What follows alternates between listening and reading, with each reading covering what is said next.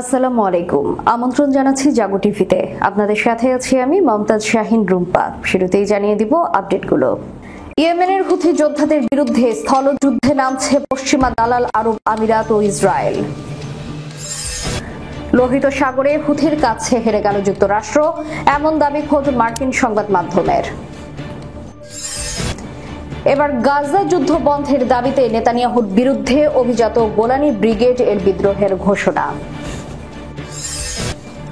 রাজনৈতিক দল হওয়ার প্রস্তুতি নিচ্ছে হামাস, চাঞ্চল্যকর প্রতিবেদনের সর্বশেষ যা জানা গেল।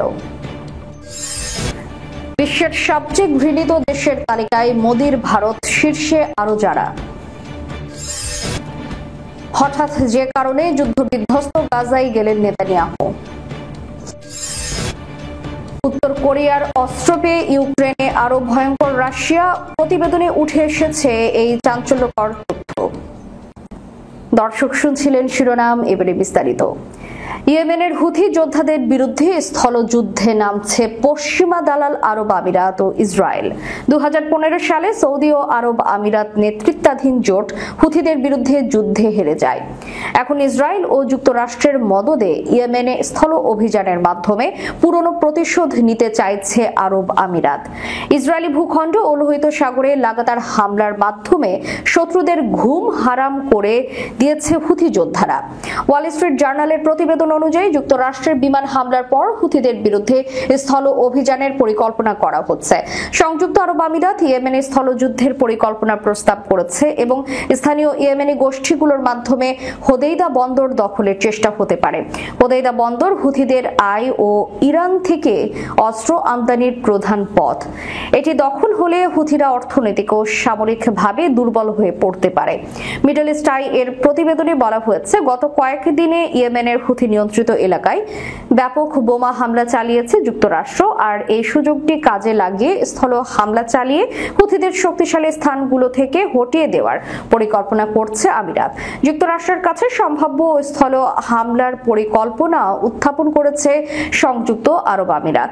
যুক্তরাষ্ট্র ও ইয়েমেনের কয়েকজন কর্মকর্তা দাবি করেছেন, মধ্য মার্চ থেকে শুরু হওয়া মার্কিন বোমা বর্ষণে হুথিদের শক্তি হ্রাস করার চেষ্টা করছে। তবে যুক্তরাষ্ট্রের বোমা হামলা সত্যিকার অর্থে হুথিদের সক্ষমতা কতটা খর্ব করেছে সেটা স্পষ্ট নয়। 2014 সালে দেশটিতে গৃহযুদ্ধ শুরু হয়। ওই সময় ইয়েমেনের বিভিন্ন অঞ্চল দখল করে নেয় হুথিরা। তাদের হঠাতে যুক্তরাষ্ট্র বিমান হামলা, ইয়েমেনি সশস্ত্র যোদ্ধা এবং সৌদি আরব আমিরাত সহ অন্যান্য মিত্র রাষ্ট্রগুলো স্থল হামলা চালায়। তবে হুথি যোদ্ধারা সবাইকে হারিয়ে দিয়েছিল। পশ্চিমা সমর্থিত ইয়েমেনি কর্মকর্তারা জানিয়েছেন, তাদের পরিকল্পনা হলো স্থানীয় যোদ্ধাদের মাধ্যমে লোহিত সাগরের হোদেইদা বন্দর দখল করা এবং হুথি যোদ্ধাদের উপকূলীয় অঞ্চলগুলো থেকে সরিয়ে দেয়া, যেখান থেকে লোহিত সাগরে যুক্তরাষ্ট্র ও ইসরায়েলের বাণিজ্যিক জাহাজগুলোতে হামলা চালাচ্ছে তারা। একই সঙ্গে ইরান থেকে তাদের অস্ত্র আসার প্রধান পথটিও বন্ধ হয়ে যাবে। মার্কিন সংবাদ মাধ্যম ওয়াল স্ট্রিট জার্নালের বরাতে মিডল ইস্ট আই মঙ্গলবার জানিয়েছে, যুক্তরাষ্ট্রের বেসরকারি বাহিনী ইয়েমেনি যোদ্ধাদের এই ব্যাপারে পরামর্শ দিচ্ছে। অপরদিকে গত কয়েক সপ্তাহ আগে যুক্তরাষ্ট্রের কাছে স্থল হামলার পরিকল্পনা উত্থাপন করে সংযুক্ত আরব আমিরাত। জ্যেষ্ঠ হুথি নেতা মোহাম্মদ আলী আল হুথি দাবি করেছেন, যুক্তরাষ্ট্রের বোমা হামলায় তাদের কিছু হয়নি এবং তাদের বিরুদ্ধে স্থল হামলা চালালেও তা ব্যর্থ হবে। লোহিত সাগরে হুথির কাছে হেরে গেল যুক্তরাষ্ট্র, এমন দাবি খোদ মার্কিন সংবাদ মাধ্যমের। লোহিত সাগরে যুক্তরাষ্ট্রের রক্তচক্ষু উপেক্ষা করে ইয়েমেনিরা পাল্টা সামরিক অভিযান অব্যাহত রাখায় বিপদে পড়েছে মার্কিন বাহিনী। মার্কিন সংবাদ মাধ্যম ন্যাশনাল ইন্টারেস্ট হুথিরা কিভাবে লোহিত সাগরে যুক্তরাষ্ট্রকে ছাড়িয়ে গেল এই শিরোনামে একটি প্রতিবেদন প্রকাশ করেছে। সেখানে তারা লিখেছে, মার্কিন নৌবাহিনীর দুর্বলতা এবং তাদের উপর অতিরিক্ত প্রেসারকে বুদ্ধিমত্তার সঙ্গে কাজে লাগাচ্ছে হুথি যোদ্ধারা। প্রতিবেদনে বলা হয়, ইয়েমেনের হুথি যোদ্ধারা বিশ্বের অন্যতম গুরুত্বপূর্ণ জলপথ লোহিত সাগরের নিয়ন্ত্রণ নিতে সক্ষম হয়েছে। এই জলসীমায় এখন আর যুক্তরাষ্ট্রের নৌবহরের নিরাপত্তা কাজ করছে না।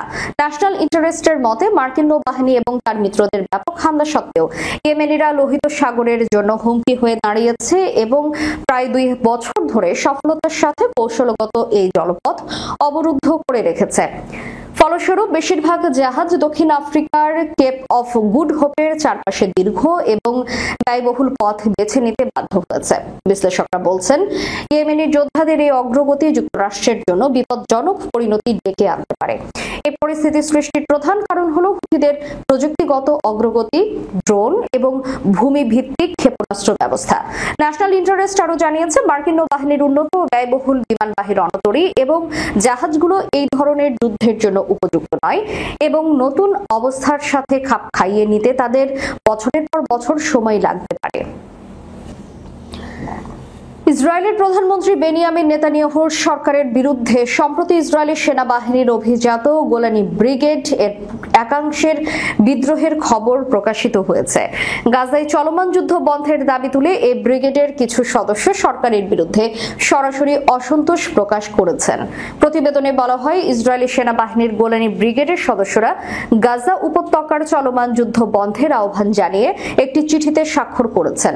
ইসরায়েলের দীর্ঘস্থায়ী এই যুদ্ধের বিরুদ্ধে জনরোষ তীব্র হয়ে উঠেছে। এর আগেও ইসরায়েলের প্রায় 1000 সেনা গাজা যুদ্ধ বন্ধ করার আহ্বান জানিয়ে চিঠি লিখেছিলেন। ইসরায়েলি সেনাবাহিনীর রেডিও জানিয়েছে, গোলান ব্রিগেডের 150 জন সেনা গাজায় আটক ইসরায়েলি বন্দীদের মুক্তি নিশ্চিত করার লক্ষ্যে অবিলম্বে আলোচনার দাবি জানিয়ে ওই চিঠিতে স্বাক্ষর করেছেন। ইসরায়েলের সবচেয়ে পুরনো সম্মানিত ইনফ্যান্ট্রি ব্রিগেডগুলোর মধ্যে একটি হলো গোলানি ব্রিগেড। এই ব্রিগেডের কিছু সদস্য গাজায় দীর্ঘস্থায়ী যুদ্ধের বিরুদ্ধে প্রতিবাদ জানিয়েছে। তাদের অভিযোগ, নেতানিয়াহু সরকার যুদ্ধকে অপ্রয়োজনীয়ভাবে দীর্ঘায়িত করছে, যা ইসরায়েলি সৈন্যদের জীবনহানি ও মানসিক বিপর্যয় বাড়াচ্ছে। গোলানি ব্রিগেডের সদস্যরা যুদ্ধের অবসান চেয়ে সরকারের কাছে আহ্বান জানায়। তাদের বক্তব্য, সামরিক সমাধানের চেয়ে রাজনৈতিক আলোচনার মাধ্যমে সংঘাত মেটানো উচিত। কিছু প্রতিবেদনে দাবি করা হয়েছে যে সৈন্যরা আরও স্পষ্টভাবে সরকারের বিরুদ্ধে বিদ্রোহ করেছে এবং নির্দিষ্ট অভিযানে অংশ নিতে অস্বীকৃতি জানিয়েছে। গত বৃহস্পতিবার থেকে গাজা যুদ্ধ বন্ধ চেয়ে কমপক্ষে 10টি আবেদনপত্র জমা পড়েছে, যেগুলোতে বলা হয়েছে তেল আবিব সরকারের উচিত ইসরায়েলি বন্দীদের ফিরিয়ে আনাকে অগ্রাধিকার দেয়া।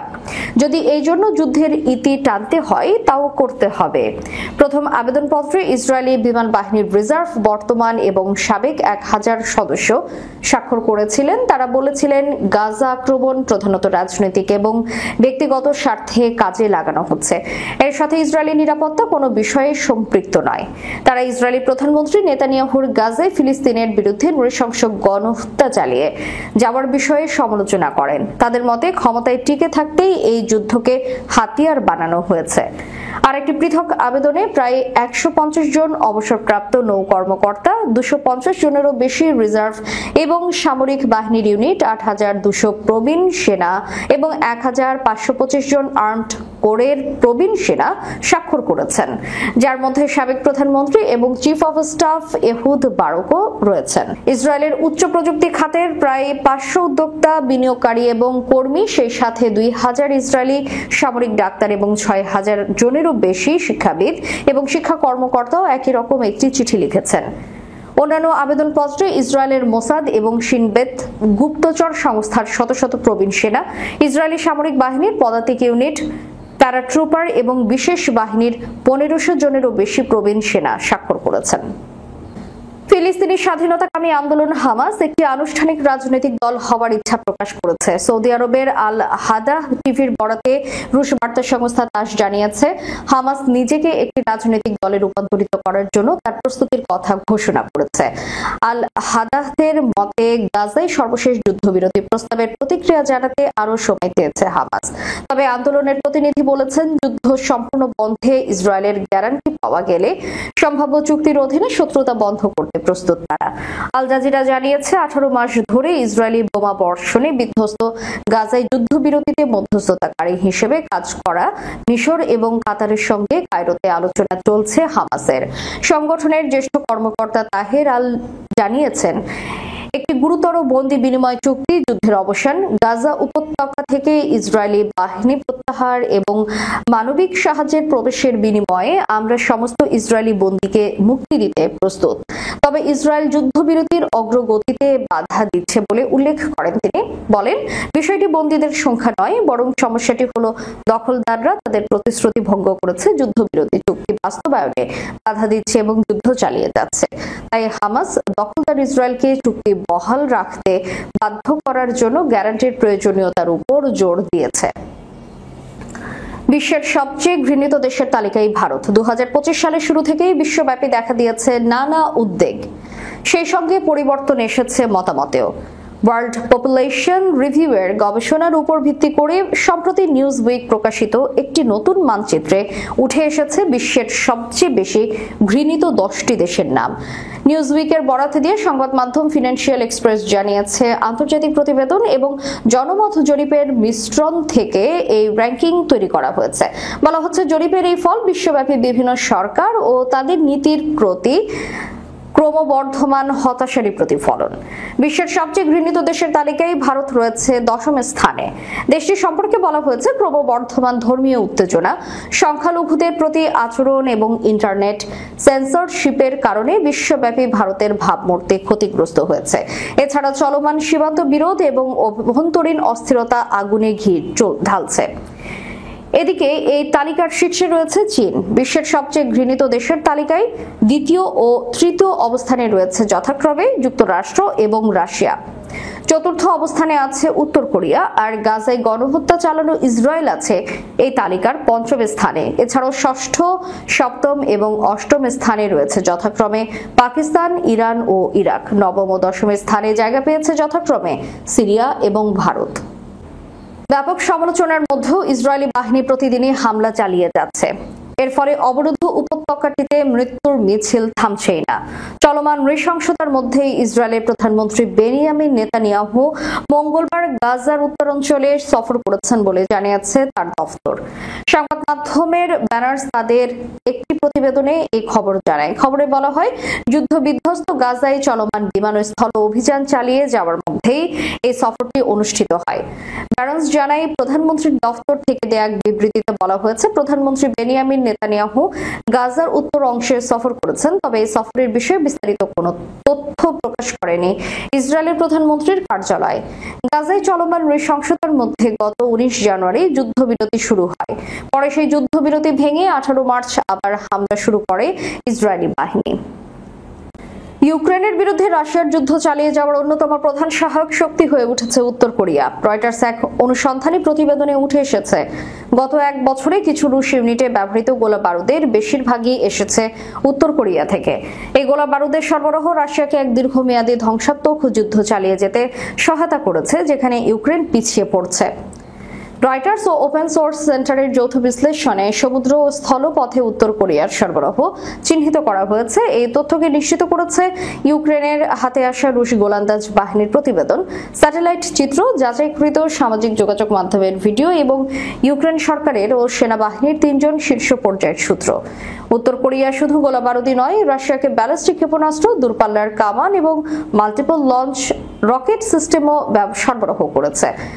সরাসরি সামরিক সহায়তার ক্ষেত্রে এটি রাশিয়ার জন্য সবচেয়ে গুরুত্বপূর্ণ অবদান, যা দেশটির যুদ্ধ প্রচেষ্টায় বড় ধরনের প্রভাব ফেলেছে। এছাড়াও রাশিয়া ইরানের কাছ থেকে দীর্ঘ পাল্লার ড্রোন প্রযুক্তি পেয়েছে এবং চীনের কাছ থেকে ঘনিষ্ঠ অর্থনৈতিক সহায়তাও পেয়েছে, যা মিলে ইউক্রেনের সঙ্গে যুদ্ধে রাশিয়ার শক্তি আরও দৃঢ় হয়েছে। শেষ করার পূর্বে সংবাদ শিরোনামগুলো জানিয়ে দিব আরও একবার। ইয়েমেনের হুথি যোদ্ধাদের বিরুদ্ধে স্থলযুদ্ধে নামছে পশ্চিমা দালাল আরব আমিরাত ও ইসরায়েল। লোহিত সাগরে হুথির কাছে হেরে গেল যুক্তরাষ্ট্র, এমন দাবি খোদ মার্কিন সংবাদ মাধ্যমের। এবার গাজা যুদ্ধ বন্ধের দাবিতে নেতানিয়াহুর বিরুদ্ধে অভিজাত গোলানি ব্রিগেড এর বিদ্রোহের ঘোষণা। রাজনৈতিক দল হওয়ার প্রস্তুতি নিচ্ছে হামাস, চাঞ্চল্যকর প্রতিবেদনের সর্বশেষ যা জানা গেল। বিশ্বের সবচেয়ে ঘৃণিত দেশের তালিকায় মোদির ভারত শীর্ষে আরো যারা। হঠাৎ যে কারণে যুদ্ধবিধ্বস্ত গাজায় গেলেন নেতানিয়াহু। উত্তর কোরিয়ার অস্ত্র পেয়ে ইউক্রেনে আরো ভয়ঙ্কর রাশিয়া, প্রতিবেদনে উঠে এসেছে এই চাঞ্চল্যকর তথ্য।